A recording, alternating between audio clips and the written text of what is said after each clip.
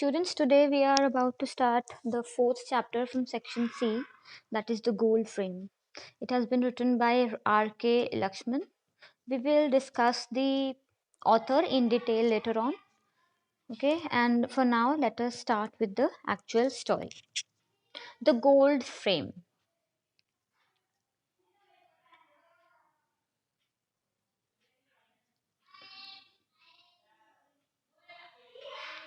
The modern frameworks was actually an extra large wooden packing case mounted on wobbly legs tucked in a gap between a drugstore and a radio repair shop.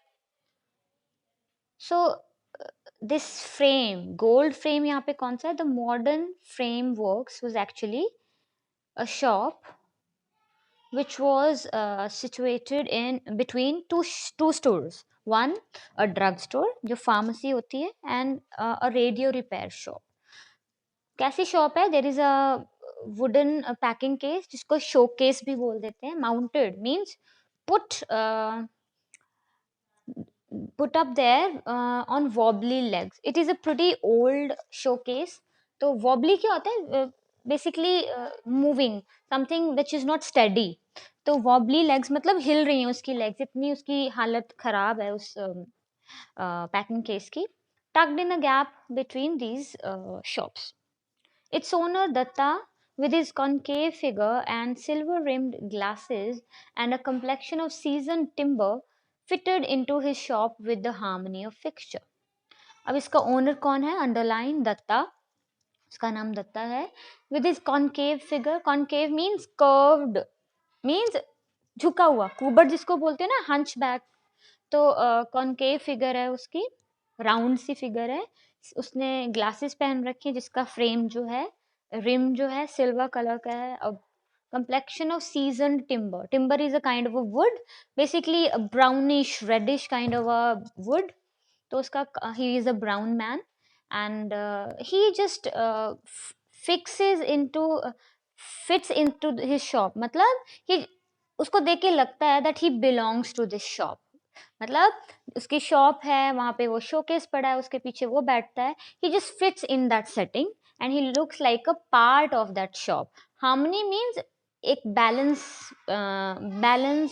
देता है वो अपने shop को.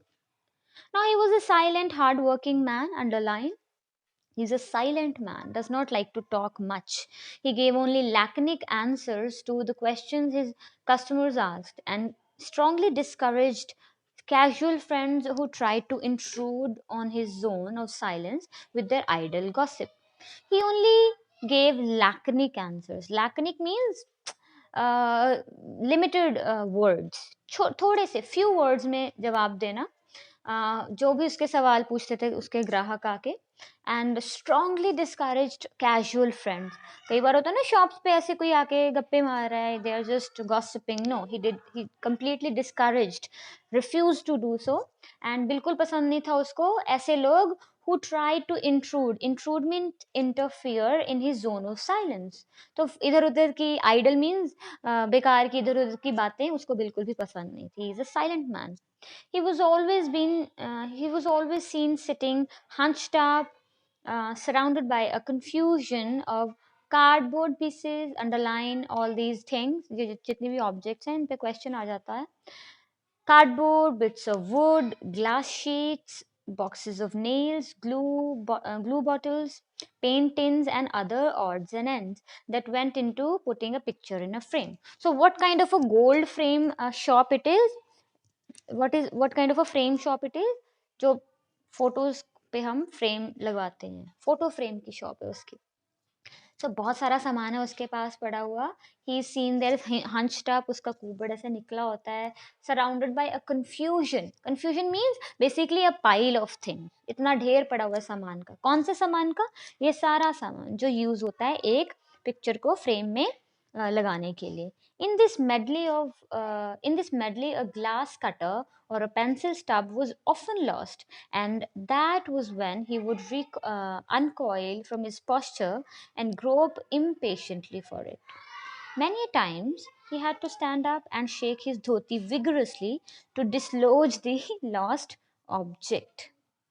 Now कहते हैं कि in this medley, medley क्या होता है, मिक्सचर, कॉम्बिनेशन। तो ये सारी मेडली, कौन सी मेडली, इतनी सारी चीजों का जो सामान का जो वहां पे पाइल है, ढेर है, उसमें अब कभी ना कभी कोई ग्लास कटर या फिर पेंसिल गुम ही जाती थी। एंड जब ऐसा होता and he was enable to find that thing, that object, he would finally stand up, uncoil from his posture. Coil क्या होता है, ऐसे सांप जैसे कॉइल होके बैठता है ना, तो उसने उसको वो कहते हैं कि वो भी अनकॉइल होता था। अनकॉइल का यहाँ पे मतलब क्या, basically he stood up, finally वो खड़ा होता था अपने पोस्चर से, and grope impatiently for it. What does grope means? Grope is when you find something, look for something, ऐसे अंधेरे में जब आप हाथ करके ऐसे कुछ ग्रोप करते हो ना, ढूंढते हो, दिख नहीं रहा आपको, ऐसे ही वो सारे पाइल में ग्रोप करता था, ढूंढता था उसको। एंड मैनी टाइम्स, ज्यादातर time he had to stand up, खड़े होके उसको अपनी धोती को विगरसली, विगरसली मीन्स जोर से शेक करना पड़ता था, झाड़ना पड़ता था, एंड उस to dislodge the lost object. Dislodge means to let it fall, नीचे गिराने के लिए, उसको ढूंढने के लिए। Now this operation rock the whole shop. Now this is an exaggeration, obviously exaggeration कहते हैं बढ़ा चढ़ा के, कहते हैं सारी दुकान उसकी हिल जाया करती थी, ठीक है। This use to rock the whole shop and setting the pictures on the wall gently swinging. तो सारी दुकान की जो फोटोज हैं वो सारी हिल जाती थी। Obviously a typical photo frame की शॉप पे सारी वॉल्स पे फोटो फ्रेम्स ही लगे होंगे, है ना, तो वो सब हिल जाता था, use to swing when he use to stand up and shake his dhoti vigorously. So this is his routine, this is what he does. Now there was not an inch of space that was not covered by a picture. अब वो उसकी shop describe कर रहा है author. तो उसकी दुकान की दीवारों पे 1 इंच की भी जगह नहीं थी जो कि जहाँ पे कोई पिक्चर नहीं लगी थी। कौन कौन सी पिक्चर्स लगी थी? Underline, there were pictures of god, saints, hockey players, children, cheap prints of Mona Lisa, ठीक है, मोनालिसा की जो फेमस पेंटिंग है उसका चीप प्रिंट मतलब उसकी कॉपी, नेशनल लीडर्स की फोटोज, वेडिंग कपल्स की photos, Urdu calligraphy, the snow clad Fujiyama, Fujiyama is basically a volcano, तो एक वोल्केनो की फोटो है लगी हुई, ठीक है। And many others coexisted with the cheerful incongruity, like some fabulous world awaiting order and arrangement.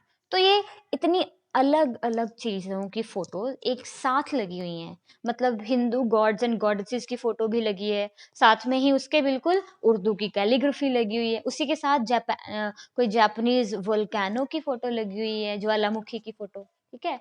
तो ये सारी चीजें कहते हैं को एग्जिस्ट करती थी, मतलब साथ साथ ही, जो चीजें इतनी डाइवर्स थी, डिफरेंट थी, दे ऑल को एग्जिस्टेड, साथ ही में वहां पे फोटोज लगी हुई थी, इन अ चीयरफुल इनकॉन्ग्रुटी। इनकॉन्ग्रुटी का मतलब क्या है? एक स्ट्रेंज कॉम्बिनेशन वहां पे था, like some fabulous world awaiting order and arrangement.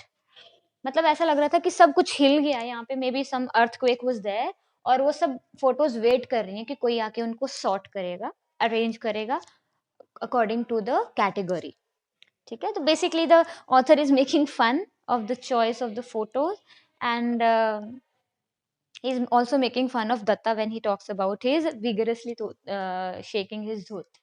तो थोड़ा cheerful, humorous touch देने की कोशिश की ऑथर ने। Now, what happens? A customer standing outside the shop on the pavement, obstructing the stream of jostling pedestrians, announced, "I want this picture framed." तो तभी हमें उसके फर्स्ट कस्टमर की भी एक झलक दिखती है। The customer was standing outside the shop on the pavement, obstructing the stream of jostling pedestrian. Obstructing means रुकावट डालना, रोकना, stopping the stream of jostling. Jostling क्या होता है? जॉसल होता है धक्का मुक्की करना, मतलब बाहर स्ट्रीट में भीड़ लगी हुई है लोगों की, इधर उधर लोग जा रहे हैं, मार्केट में है उसकी शॉप। पेडेस्ट्रियन क्या होते हैं? पैदल जो ग्राहक चल रहे हैं इधर उधर, तो उनका रास्ता वहां पे मतलब उनके रास्ते में वहां पे बिल्कुल खड़ा है, और वो खड़ा के क्या बोलता है कि मेरे को ये फोटो जो है उसको फ्रेम करवाना है। Datta, with his habitual indifference, ignored him and continued to be engaged in driving screws on the sides of a frame. Datta ने हमेशा की तरह ignore किया. Indifferent means he did not care who this customer is talking to. और जो वो काम कर रहा था, screw ड्राइव कर रहा था एक फ्रेम में, वो करता रहा. आई want a really good job done. Customer अभी बोल रहा है, दत्ता उसकी तरफ ध्यान नहीं दे रहा. तो कस्टमर कहता है मेरे को बड़ा अच्छा काम चाहिए, and no matter how much it cost, कितने पैसे लगते हैं मुझे परवाह नहीं है, but I want a good job done. Now the customer volunteered the information. Volunteered means पूछा तो नहीं दत्ता ने खुद से ही, बट उसने वॉलंटरली खुद ही बता दिया कि मेरे को ऐसे ऐसे अच्छे से काम करके दो. अनरैपिंग, और साथ ही में अनरैप करके एक फेडेड, एक पुराने से न्यूज़पेपर में रैप की हुई है एक photograph which is of sepia brown colour, and this photo is of an old man. Sepia brown colour basically एक क्या बोलते हैं उसको, ब्राउनिश सा कलर है, ठीक है.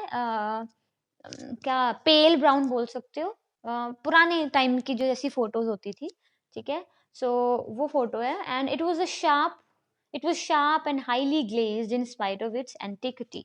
हालांकि बहुत एंटीक फोटो है, एंटीक मीन्स पुरानी फोटो है, but still it was highly glazed.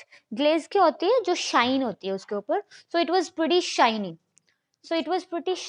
Okay. And finally, Datta asks him the question, what sort of frame would you like? कैसा frame चाहिए तुम्हें? अभी भी काम कर रहा है, still not caring about looking at the customer. The best, of course, सबसे अच्छा चाहिए मुझे, customer कहता है. Do you expect I would stint where this great soul is concerned? तो कहता है तुम्हें क्या लगता है मैं, स्टेंट का मतलब क्या होता है, बेसिकली कंजूसी करना, टू स्पेंड लिटिल मनी. कहता है कि मैं कंजूसी थोड़ा ना करूंगा जहाँ पे इतने महान व्यक्ति की फोटो की बात हो रही है. Now we don't know whose photo it is, अभी तक हमें नहीं पता है फोटो का. Now before we move on बेटा, डू